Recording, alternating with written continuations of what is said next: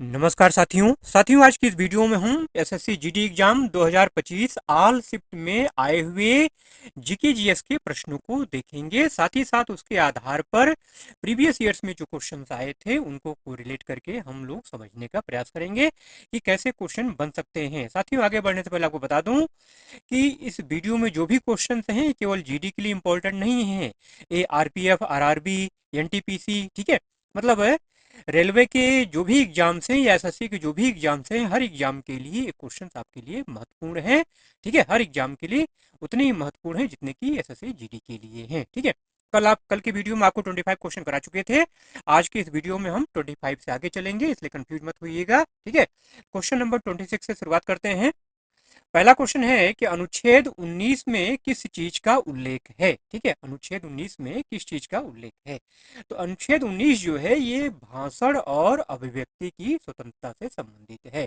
भाषण और अभिव्यक्ति की स्वतंत्रता।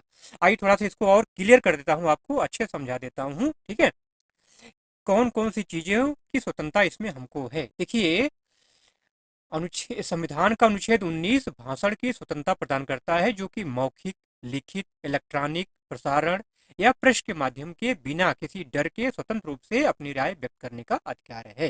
ठीक है, कैसे स्वतंत्रता है? मौखिक रूप से, लिखित रूप से, इलेक्ट्रॉनिक रूप से, प्रसारण के रूप से, प्रेस के रूप में, इन सारी हर माध्यम से क्या है, हमको भाषण और अभिव्यक्ति की स्वतंत्रता है। ठीक है, अभिव्यक्ति की स्वतंत्रता में प्रेस की स्वतंत्रता भी शामिल है, इसमें ब्लॉग और वेबसाइट भी शामिल है। ठीक है, और थोड़ा सा क्लियर कर दूं इसको आपको जो है। ठीक है, देखिए, अनुच्छेद 19 के तहत बिना किसी हस्तक्षेप के राय रखने का अधिकार है हमको। किसी भी माध्यम से और बिना किसी प्रतिबंध के जानकारी और विचारों को खोजने, प्राप्त करने और फैलाने का अधिकार है। शांतिपूर्वक सम्मेलन में भाग लेने का अधिकार है। संघ बनाने का अधिकार है। भारत के संपूर्ण क्षेत्र में आवाजाही की आज़ादी है, मतलब हिंदुस्तान में कहीं भी, किसी भी नगर में, किसी भी शहर में जाके हम निवास कर सकते हैं, जॉब कर सकते हैं। भारत के किसी भी क्षेत्र में निवास का अधिकार हमको है। ठीक है, तो ये अनुच्छेद 19 के अंतर्गत ये सारी आज़ादी हमको मिलती है। अगला प्रश्न है कि त्रिशूर पूरम उत्सव किस राज्य में मनाया जाता है। तो इसका जो राइट आंसर है वो है केरल। त्रिशूरपुरम उत्सव जो है केरल में मनाया जाता है। यह केरल का एक वार्षिक हिंदू उत्सव है, वार्षिक हिंदू मंदिर उत्सव है। यह उत्सव मलयालम के मेदम महीने के पूरम के दिन मनाया जाता है। इस दिन चांद पूरम तारे के साथ उगता है। यह उत्सव बटक्कूनाथन मंदिर में होता है। उस उत्सव में थरगडरू मैदान में 50 सजे धजे हाथी पारंपरिक संगीत के साथ मार्च करते हैं। ध्यान रखिएगा, इस नंबर को पूछा जा सकता है कि ये जो आपका त्योहार है, पूरम जो त्योहार है, इसमें कितने हाथियों का इस्तेमाल किया जाता है, कितने हाथी मार्च करते हैं। 50 सजे धजे हाथी का इस्तेमाल किया जाता है मार्च के लिए। अगला प्रश्न है कि वर्तमान में वायुसेना प्रमुख कौन है। करंट अफेयर्स का क्वेश्चन है। इसका जो राइट आंसर है वो है अमरप्रीत सिंह। ठीक है, भारतीय वायुसेना के नए प्रमुख air chief marshal Amarpreet Singh ने 30 सितंबर 2024 को कार्यभार संभाला है। ठीक है, उन्होंने किसकी जगह ली? इसके पहले कौन थे? इसके पहले थे बी आर चौधरी। ठीक है, उन्होंने विवेक राम चौधरी की जगह जो है 28वें सीएस के रूप में पदभार संभाला है। एक महत्वपूर्ण बात और ध्यान रखिए कि ये जो है कौन, अमरप्रीत सिंह जो है, ये पहले वायुसेना अध्यक्ष के 47वें उप प्रमुख रूप में कार्यरत थे। ठीक है, अगला प्रश्न है कि 2024 में जम्मू कश्मीर से संबंधित कौन सा संशोधन विधेयक पारित किया गया। तो दो महत्वपूर्ण विधेयक हैं, जम्मू कश्मीर स्थानीय निकाय कानून संशोधन विधेयक 2024 और जम्मू कश्मीर अनुसूचित जनजाति आदेश संशोधन विधेयक 2024। ठीक है, देखिए जो आपका अनुसूचित जाति वाला है, ठीक है, राज्यसभा ने 9 फरवरी 2024 को केंद्र शासित प्रदेश जम्मू कश्मीर के संबंध में संविधान जम्मू कश्मीर अनुसूचित जनजाति आदेश 1989 में संशोधन संबंधी विधेयक पारित किया था। ठीक है, वहीं जो निकाय कानून का है, ये जो है 5 फरवरी 2024 को लोकसभा में पेश किया गया था। यह बिल पूर्ववर्ती राज्य जम्मू एवं कश्मीर में लागू 3 कानूनों में संशोधन करता है। ठीक है मेरे भाई, चलिए अगला प्रश्न देख लेते हैं कि 31 दिसंबर 1947 को संविधान सभा की बैठक में कुल कितने सदस्य शामिल थे। तो 299, 299 इसका राइट आंसर है। 31 दिसंबर 1947 को संविधान सभा की बैठक में 299 सदस्य शामिल थे। इनमें से 229 सदस्य चुने गए थे और 70 मनोनीत थे। ठीक है। संविधान सभा का गठन किस लिए किया गया था? संविधान को लिखने के लिए और संशोधित करने के लिए किया गया था। संविधान सभा की पहली बैठक कब हुई थी? 9 दिसंबर 1946 को हुई थी। ठीक है। संविधान सभा के सबसे वरिष्ठ सदस्य कौन थे? डॉक्टर सच्चिदानंद सिन्हा। ठीक है।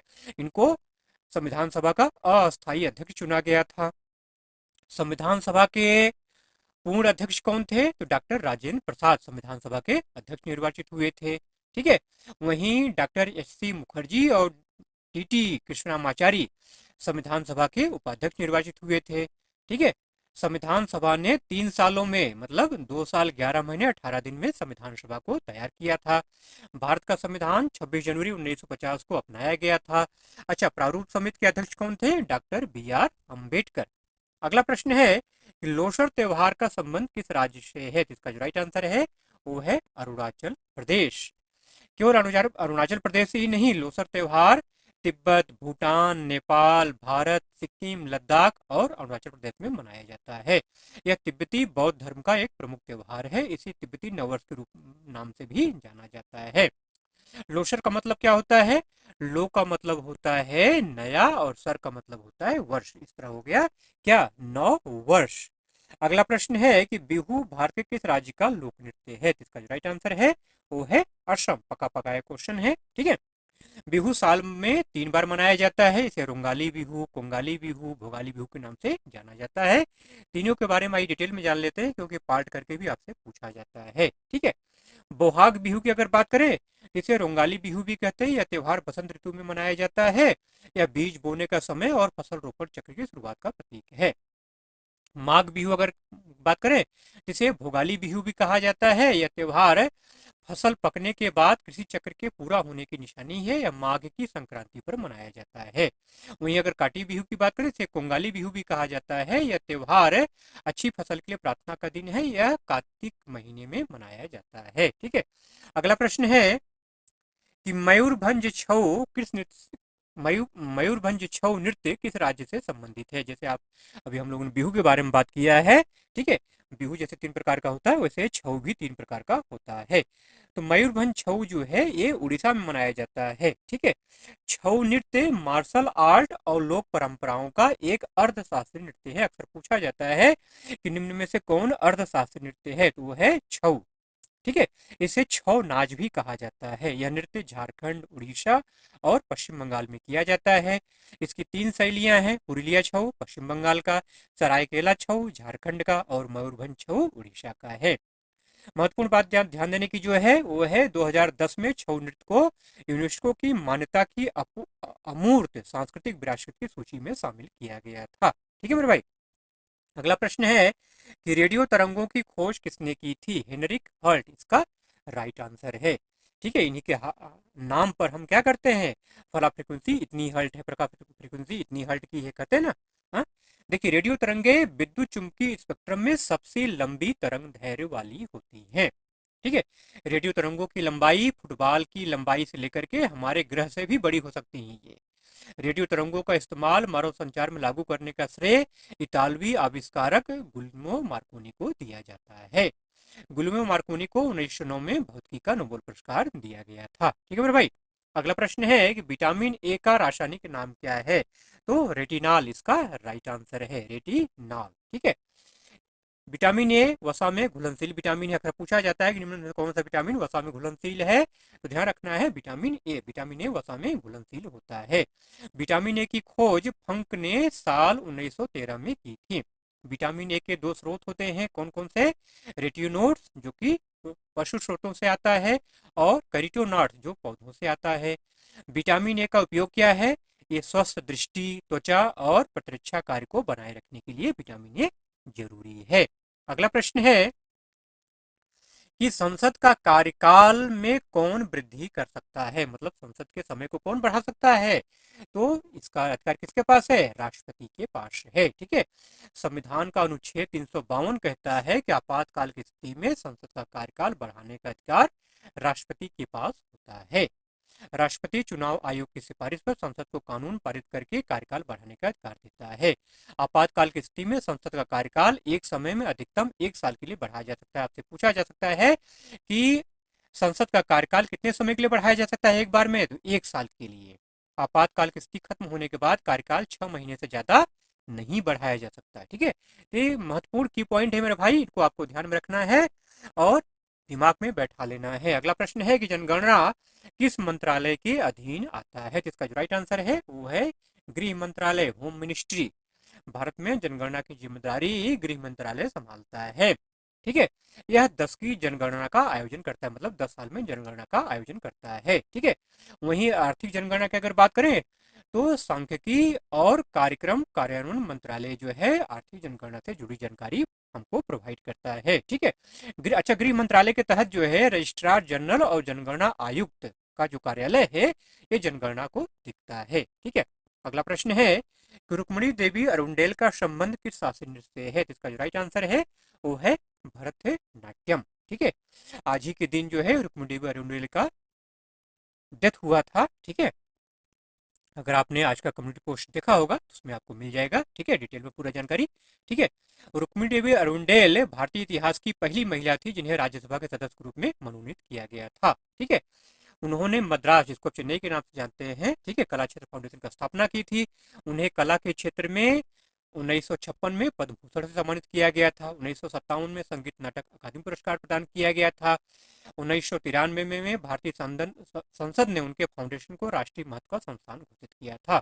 महत्वपूर्ण बात यह अक्सर आपसे पूछा जाता है कि राज्यसभा की सदस्य के रूप में पहली महिला किसको मनोनीत किया गया था? कौन सी पहली महिला थी? वो थी रुक्मिणी देवी अरुंडेल। ठीक है मेरे भाई, अगला प्रश्न है कि संविधान के किस भाग में डीपीएसपी का समावेश है? तो भाग 4 इसका राइट आंसर है। ठीक है, अनुच्छेद 36 से 51 तक जो है डीपीएसपी का वर्णन किया गया है। ठीक है, इसकी अवधारणा कहाँ से ली गई है? तो आयरलैंड से लिया गया है। ठीक है, आयरिश संविधान में अवधारणा कहाँ पे है? अनुच्छेद 45 में। मतलब अगर आपसे पूछ लिया जाए कि हमारे यहाँ जो डीपीएसपी लिया गया है वो आयरलैंड से लिया गया है, तो आयरलैंड में किस अनुच्छेद में है? ये 45 में है। अच्छा, आयरलैंड ने कहाँ से लिया है? इसने इसको स्पेन से लिया है। आयरलैंड ने इसको स्पेनी संविधान से इस अवधारणा को लिया है। ठीक है, अच्छा, डीपीएसपी जो होते हैं ये तत्व गैर बाध्यकारी होते हैं। ठीक है, मतलब कोई बंधन नहीं होता है। ये तत्व अदालतों द्वारा लागू नहीं किए जा सकते, ये राज्य विषयक होते हैं। ठीक है, अगला प्रश्न है निम्न में से किस क्रांति का संबंध सब्जी उत्पादन से है? तो स्वर्ण क्रांति इसका राइट आंसर है। ठीक है, देखिए, स्वर्ण क्रांति, हरित क्रांति, नीली क्रांति, ये सब जितनी क्रांतियां हैं ना, ठीक है, ये सब कृषि से संबंधित क्रांतियां हैं। ठीक है, तो स्वर्ण क्रांति और हरित क्रांति दोनों ही क्रांतियां सब्जी उत्पादन से जुड़ी हुई है, लेकिन दोनों में एक मूलभूत अंतर है, वो आपको आगे हम बता रहे हैं। ठीक है, देखिए, स्वर्ण क्रांति जो है ये बागवानी से जुड़ी हुई है। इस क्रांति में फल, सब्जी, फूल, शहद और अन्य बागवानी उत्पाद इसमें आते हैं। वहीं हरित क्रांति की अगर बात करें तो हरित क्रांति का संबंध खाद्यान्न फसलों के उत्पादन से है। इस क्रांति में बीजों के अधिक उपज देने वाली किस्मों का उत्पादन शामिल था। हरित क्रांति के फलस्वरूप गेहूं के उत्पादन में सर्वाधिक वृद्धि हुई थी। हरित क्रांति के जनक कौन थे? Doctor M S. स्वामीनाथन। नीली क्रांति की अगर बात करें इसके अंतर्गत मत्स्य पालन से जुड़ी क्रांति आती है। गुलाबी क्रांति मांस और पोल्ट्री प्रसंस्करण क्षेत्र से जुड़ी क्रांति है गुलाबी क्रांति। ठीक है, अगला प्रश्न है कि डीजे वाले बाबू गाने के सिंगर का नाम क्या है? तो बादशाह, मतलब आदित्य प्रतीक सिंह। इस गाने को बादशाह और आस्था गिल ने गाया है। ठीक है, यह बादशाह के album the one original never ends का पहला सिंगल है। ठीक है, अगला प्रश्न है कि सत्य शोधक समाज की स्थापना किसने की थी? बार बार रिपीटेड क्वेश्चन है। ज्योतिबा फुले इसका राइट आंसर है। सत्य शोधक समाज की स्थापना 24 सितंबर 1873 को ज्योतिबा फुले ने पूरे महाराष्ट्र में की थी। यह एक सामाजिक सुधार आंदोलन था, समाज था। ठीक है, अच्छा, एक पुस्तक है गुलामगिरी, जो अक्सर पूछा जाता है, गुलामगिरी पुस्तक किसकी रचना है? तो ये है ज्योतिबा फुले की। अगला प्रश्न है कि ऑरेंज कैप किस खिलाड़ी को दिया जाता है? उस खिलाड़ी को दिया जाता है जो एक सीजन में सबसे ज्यादा रन बनाता है। उस बल्लेबाज को दिया जाता है जो एक सीजन में सबसे ज्यादा रन बनाता है। ठीक है, तो हर सीजन में सबसे अधिक रन बनाने वाले बल्लेबाज को आईपीएल ऑरेंज कैप देता है। अच्छा, कुछ महत्वपूर्ण बात बताते हैं आपको जो अक्सर पूछा जाता है। 2008 में सेन मार्स को ऑरेंज कैप मिला था। 2009 में मैथ्यू हैडन को मिला था, 2010 में सचिन तेंदुलकर को मिला था, ठीक है, 2013 में माइक हसी को मिला था, 2014 में रॉबिन उथप्पा को दिया गया था, 2016 में विराट कोहली को मिला था, 2018 में केन विलियमसन को मिला था, 2020 में केएल राहुल को मिला था, 2021 में ऋतुराज गायकवाड़ को मिला था, 2022 में जोन्स बटलर को और 2023 में शुभमन गिल को मिला था।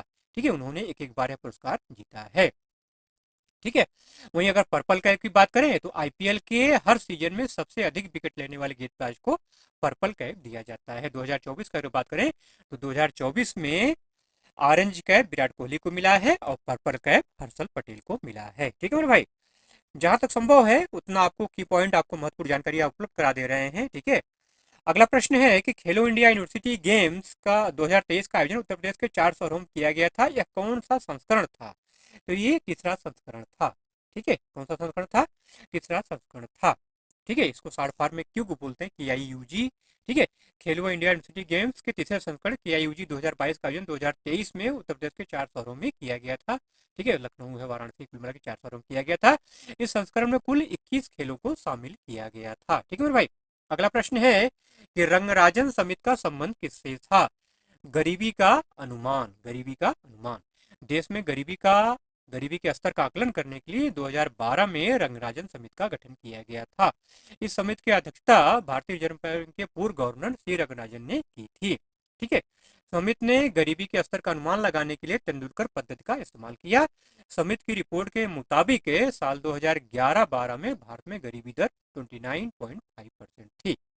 अगला प्रश्न है कि वर्ष 2024 में किस राज्य को सर्वश्रेष्ठ कृषि राज्य का पुरस्कार प्राप्त हुआ? जिसका राइट आंसर है वो है महाराष्ट्र।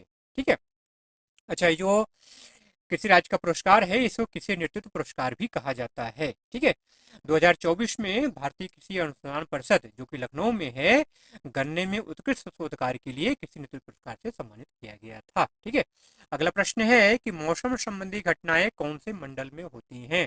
तो क्षोभ मंडल इसका राइट आंसर है। यह परत पृथ्वी की सतह के सबसे नजदीक है। क्षोभ मंडल में ही बादल, तूफान, वर्षा और कोहरा जैसी घटनाएं होती हैं। इसी परत में विमान भी उड़ते हैं। अक्सर पूछा जाता है कि किस मंडल में विमान उड़ते हैं, तो क्षोभ मंडल में। इस परत में ऊंचाई बढ़ने के साथ तापमान कम होता जाता है। अगला प्रश्न है कि सांझी पर्व मुख्य रूप से कहाँ मनाया जाता है? इसका जो राइट आंसर है वो है हरियाणा। सांझी पर्व मुख्य रूप से दिल्ली, पंजाब, हरियाणा, उत्तर प्रदेश, राजस्थान, गुजरात और मध्य प्रदेश में मनाया जाता है। सांझी पर्व के बारे में अगर ज्यादा जानकारी आपको बताऊं तो यह पर्व जो है देवी पूजा का प्रमुख पर्व है। ठीक है, सांझी जैसा कि स्पष्ट नाम से सांझ की पूजा, सांझ मतलब इवनिंग टाइम जो होता है ना, ये महिलाएं, लड़कियां इस समय पूजा करती हैं, इसी को सांझी पर्व कहा जाता है। अगला प्रश्न है कि नीति निर्देशक तत्व कौन से अनुच्छेद में है? ठीक है, तो अनुच्छेद 36 से 51 तक DPSP है। ये तत्व आयरलैंड के संविधान से लिए गए हैं। एक गैर न्यायिक अधिकार है, जिसका मतलब है कि उन्हें अदालतों द्वारा लागू नहीं किया जा सकता। ये तत्व देश के शासन में मौलिक हैं और कानून बनाने में तत्वों का लागू करना राज्य का कर्तव्य है। भारतीय संविधान के भाग 3 तथा 4 मिलकर संविधान की आत्मा तथा चेतना कहलाते हैं। महत्वपूर्ण बात ध्यान रखना है इसको कि किस भाग को संविधान की आत्मा और चेतना कहा जाता है, भाग 3 और 4 को। इन तत्वों में संविधान था सामाजिक न्याय के दर्शन का वास्तविक तत्व निहित है। अगला प्रश्न है कि कौन से अनुच्छेद मौलिक अधिकारों से संबंधित हैं? अनुच्छेद 12 से 35 ये मौलिक अधिकारों से संबंधित हैं। आइए आपको मौलिक अधिकारों के बारे में बता देते हैं। पहले आप जान जाइए कि मौलिक अधिकार संविधान के किस भाग में है, तो भाग 3 में है। ठीक है, भाग 3 को भारत का मैग्ना कार्टा भी कहा जाता है। ठीक है, 6 मौलिक अधिकार हमारे पास हैं। पहला है समानता का अधिकार, अनुच्छेद 14 से 18 तक। स्वतंत्रता का अधिकार, अनुच्छेद 19 से 22 तक। शोषण के विरुद्ध अधिकार, अनुच्छेद 23 से 24 तक। धार्मिक स्वतंत्रता का अधिकार, अनुच्छेद 25 से 28 तक। सांस्कृतिक और शैक्षणिक अधिकार, अनुच्छेद 29 से 30 तक। संवैधानिक उपचारों का अधिकार, अनुच्छेद 32। मौलिक अधिकारों की रक्षा के लिए सर्वोच्च न्यायालय और उच्च न्यायालयों को शक्ति प्राप्त है। अगर कोई व्यक्ति या राज्य मौलिक अधिकारों का उल्लंघन करता है तो ये अदालतें उस पर हस्तक्षेप कर सकती हैं। मतलब मौलिक अधिकारों के उल्लंघन की स्थिति में हम कोर्ट जा सकते हैं। अगला प्रश्न है कि रामनाथ बी राघवन का संबंध किस वाद्य यंत्र से है? इसका राइट आंसर है मृदंगम, ठीक है। रामनाथ बी राघवन जो है दक्षिण भारतीय मृदंगम वादक थे। उनका जन्म मदुरै तमिलनाडु में हुआ था। वह संयुक्त राज्य अमेरिका के वेस्लेयन विश्वविद्यालय में संकाय सदस्य भी रहे हैं, ठीक है। चलिए आज इन्हीं प्रश्नों के साथ वीडियो का एंड करते हैं। वीडियो अगर अच्छा लगा मेरे भाई तो जाते जाते एक लाइक जरूर से कर दीजिएगा, और चैनल पर अगर नए हैं अभी तक आपने सब्सक्राइब नहीं किया है तो सब्सक्राइब करके बेल आइकन जरूर से ऑन कर लीजिएगा, ठीक है मेरे भाई। वीडियो का पीडीएफ चाहिए तो टेलीग्राम चैनल का लिंक डिस्क्रिप्शन में दिया हुआ है। टेलीग्राम चैनल को ज्वाइन करके कमेंट जरूर से कर दीजिएगा, तो पीडीएफ आपको फ्री ऑफ कॉस्ट से मिल जाएगा। चलिए मिलते हैं ऐसे ही कंटेंट के साथ अगले वीडियो में, तब तक के लिए जय हिंद।